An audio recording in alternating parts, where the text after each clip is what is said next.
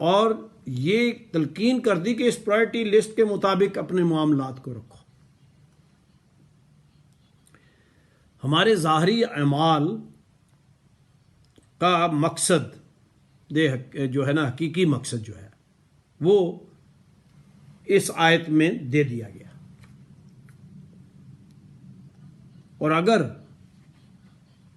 ہمارے اعمال، ظاہری اعمال یعنی نماز، روزہ، زکوٰۃ، حج، عبادات،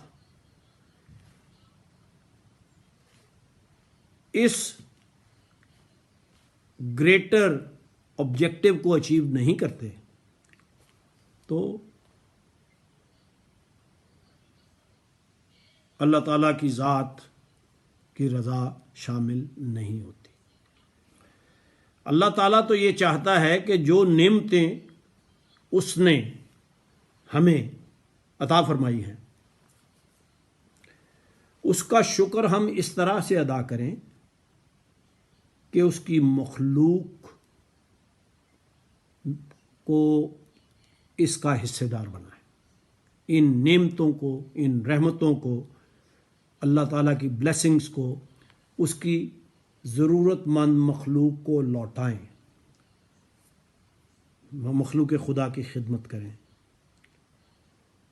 اور الحمدللہ کہنے کی بہترین شکل یہی ہے۔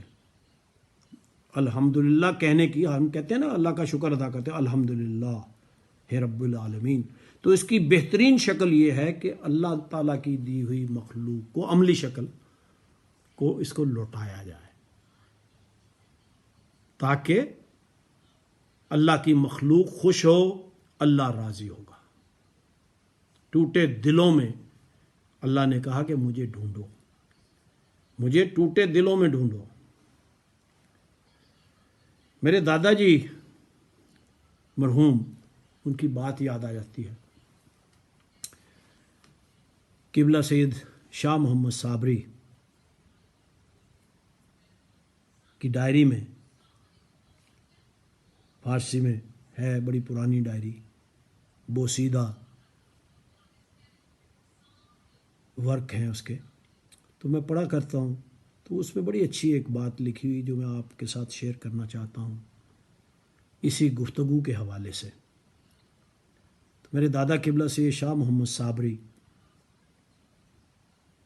جنت مکین فرماتے ہیں کہ این شکو ہو افتخار دنیاوی، فارسی کی ڈائری ہے تو فارسی میں پڑھ کے پھر اس کو ایکسپلین کر دیتا ہوں کہ این شکو ہو افتخار دنیاوی، ثروت و افتخار مکانی، کہ خدا وند ذوالجلال شمارہ دادا است، کہ یہ دنیا میں تجھے رتبہ، شما آپ کو ادب سے تو جیسے ہوتا ہے، لیکن فارسی میں شما کا مطلب ہے آپ، ادب سے، کہ جو آپ کو آپ کو یہ شکوہ دنیاوی، دنیا میں جاہ و جلال، شکوہ، عزت، مرتبہ، افتخار دنیاوی، ثروت و افتخار مکانی، یعنی اس ظاہری دنیا میں جو تجھے مال و دولت دی گئی ہے، آپ کو مال و دولت دی گئی ہے اور رتبہ دیا گیا ہے، مرتبہ دیا گیا ہے کہ خدا وند ذوالجلال شمارہ دادا است، تمہیں دیا ہے، آپ کو دیا ہے۔ تاب آفرینش خود باز گردید، مرتبہ با خدائے خلق برگردانید، تو اس کو مخلوق خدا کی طرف لوٹاؤ، کیونکہ یہ تمہارے پاس امانت ہے، اللہ کی دی ہوئی امانت ہے، اس امانت کو واپس کرو۔ امانت ہمیشہ واپس کی جاتی ہے ورنہ خیانت ہو جاتی ہے، اور فرماتے ہیں کہ خداوند خیانت را در اعتماد دوست ندارد، کہ اللہ اپنے دوست سے توقع نہیں کرتا کہ وہ امانت میں خیانت کرے گا۔ کتنی خوبصورت بات ہے کہ اللہ تعالیٰ نے جو آپ کو نعمتوں کا نزول آپ پر فرمایا کیا ہے، بلیسنگز دی ہیں، ان کو مخلوق خدا کو لٹاؤ، ضرورت مندوں کو لٹاؤ۔ ڈھونڈنا ہے اللہ کو پانا ہے، اللہ کی رضا کو پانا ہے، تو ٹوٹے دلوں میں مجھے ڈھونڈ۔ اللہ تعالیٰ فرماتے، مولانا روم کا بڑا اچھا ایک کلام ہے، وہ یاد آ رہا ہے ابھی، میں آپ کو پڑھ کے اس کو ایکسپلین کر دیتا ہوں۔ اسی طرح سورہ بلد آیت نمبر 20 میں، البلد آیت نمبر 20 میں اللہ تعالیٰ نے اپنی نعمتوں کا ذکر فرماتے ہوئے انسان سے یہ کہا ہے کہ میری ان تمام نعمتوں کو پانے کے باوجود تم وہ گھاٹی پار نہیں کی۔ اب وہ گھاٹی سے مراد کیا ہے؟ اور گھاٹی کیا ہے؟ عقبہ، اور فکا رقبہ یعنی گردن چھڑاؤ، غلام کی گردن چھڑاؤ، غلام کی گردن چھڑانا، غلام کو آزاد کرنا، اس گھاٹی کو پار کرنا، بھوکے کو کھانا کھلانا، اس گھاٹی کو پار کرنا۔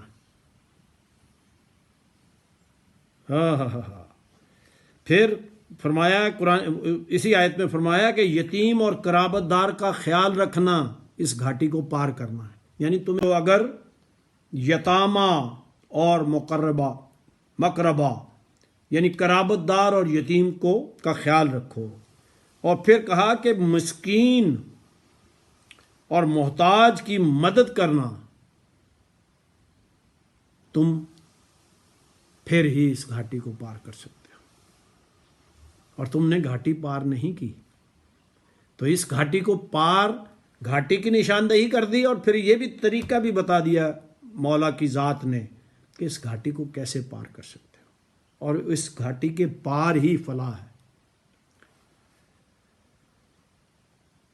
اللہ تعالیٰ کے نزدیک یہ وہ مواقع ہیں جن پر اللہ کے دیے ہوئے مال میں سے خرچ کر کے ہم رضائے مولا حاصل کر سکتے ہیں۔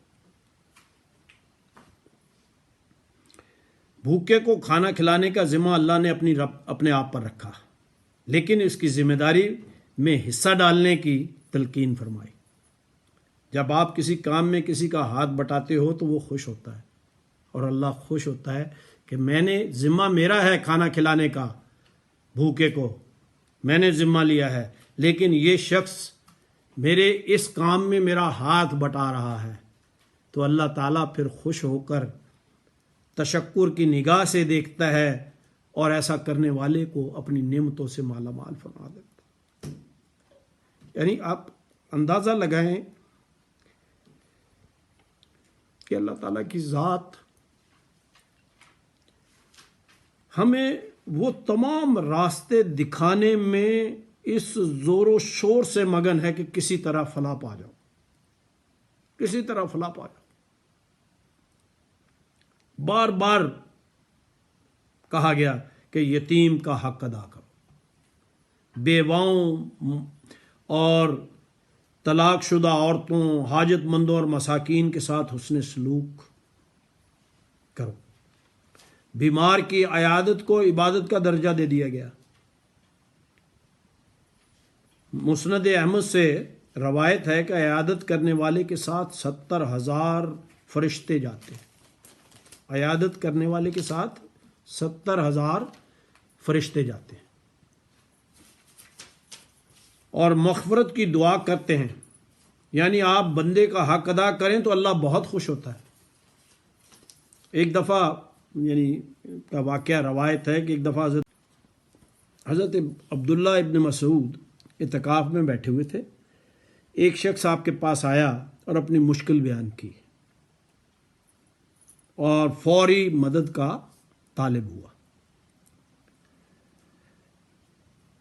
آپ سب لوگوں کو موجود ہے، پتہ ہے، معلوم ہے سب کو کہ اعتکاف ایک اعلیٰ ترین عبادت ہے، اس کا شمار اعلیٰ عبادات میں ہوتا ہے۔ حضرت عبداللہ ابن مسعود نے فوراً اعتکاف توڑا اور اس شخص کی مدد کی۔ اب اندازہ کر لیں کہ انسان کی دلجوئی کرنا، مدد کرنا، اس کی ضرورت مند کی حاجت پوری کرنا جو ہے وہ عبادات سے زیادہ افضل ہے۔ خلق خدا کی دلجوئی کرنا ظاہری عبادات سے زیادہ مقدم۔ آپ سب لوگ جانتے ہیں، میں بھی جانتا ہوں اور بزرگوں سے سنتے چلے آئے ہیں کہ خدمت کی قضا نہیں ہے۔ یہ موقع جب ہاتھ سے چلا جاتا ہے تو چلا جاتا ہے، پھر پتہ نہیں آتا ہے، قسمت سے نہیں آتا۔ لیکن عبادات کے لیے اللہ تعالیٰ نے قضا کی رعایت رکھی ہے۔ نماز آدھا گھنٹہ بعد بھی پڑھی جا سکتی ہے، قضا بھی پڑھی جا سکتی ہے، لیکن وہ لمحہ جس میں آپ کو کسی کی خدمت، دلجوئی کا موقع ملے، وہ اگر ہاتھ سے نکل جائے تو پتہ نہیں دوبارہ قسمت میں ہو کہ نہیں۔ اشفاق احمد اپنی کتاب میں لکھتے ہیں، کہتے ہیں کہ ایک دفعہ میں کہیں جا رہا تھا، گرمیوں کے دن تھے اور بھوک بہت لگی تھی، پیاس بھی بہت لگی تھی۔ کہتے میں نے اپنی گاڑی ایک ڈھابے پہ روکی، سڑک کے کنارے۔ بہت سخت دوپہر تھی، گرمی بہت تھی۔ کہتے میں جا کے ڈھابے پہ بیٹھا، جا کے وہ چارپائی پہ، بڑا سا چارپائی تھی، اس پہ جا کے بیٹھ گیا اور اس کو کھانا لانے کے لیے کہا۔ کہتے وہ بندہ کھانا لے آیا، سامنے ہی نظر پڑی میری تو دیکھا کہ سامنے ایک اللہ کا گھر، چھوٹی سی مسجد تھی اس کے ساتھ ہی، جہاں لوگ مسافر نماز وغیرہ پڑھتے ہوں گے۔ تو وہاں دیکھا ایک بابا بیٹھا ہوا اس کے صحن میں، چھوٹے سے صحن میں، شاید نماز کا انتظار کر رہا تھا، نماز کا ٹائم بھی ہونے والا تھا۔ تو کہتے ہیں کہ جب وہ کھانا لے آیا بندہ، ہوٹل والا، تو میں کھانا کھانے میں لگا تو بہت ساری مکھیاں تھیں جو کبھی ادھر سے آتی ہیں، کبھی ادھر سے حملہ ور ہوتی، اور میں بڑی مشکل سے ایک ہاتھ سے ان کو پرے کرتا، دوسرے ہاتھ سے کھانے کی کوشش کر رہا تھا۔ تو مجھے اس بابے نے دیکھا کہ میں جس ابتلا میں یا مصیبت میں ہوں، تو وہ وہاں سے اٹھ کے آیا میرے پاس، سامنے آ کے بیٹھا، پنکھا میرے ہاتھ سے لیا اور کہنے لگا کہ بیٹا تم کھانا کھاؤ، میں مکھیوں کو پرے کرتا ہوں۔ تو پنکھا جلنے لگا۔ میں نے کہا کہ نہیں بابا جی آپ جائیں، میں کر لوں گا۔ کہنے لگے نہیں بیٹا تم کھانا کھاؤ تسلی سے، میں ان کو پرے کرتا ہوں۔ کہتے اتنی دیر میں اذان ہو گئی، نماز۔ میں نے کہا بابا جی نے اذان ہو گئی، تسی جا کے تے نماز پڑھو، آپ جا کے نماز پڑھیں، تو میں یہ کر لوں گا۔ تو اس نے مجھے کہا کہ بیٹا نماز کی تو قضا ہے، خدمت کی قضا نہیں۔ یہ موقع میرے ہاتھ سے چلا گیا تو پھر پتہ نہیں میری قسمت میں آئے گا۔ تو خلق خدا کی خدمت افضل ترین عبادت ہے۔ اسی لیے مولانا روم فرماتے ہیں کہ دل بدست آور کے حج اکبر است، اپنی محبت سے۔ اور یہاں پہ دو طرح کا اس کی انٹرپریٹیشن کی گئی ہے صوفیہ نے۔ تو پہلی انٹرپریٹیشن تو یہ ہے کہ دل کے لوگوں کے دل کو اپنی محبت سے، اپنے حسن اخلاق سے جیت لو، کہ یہی حج اکبر ہے۔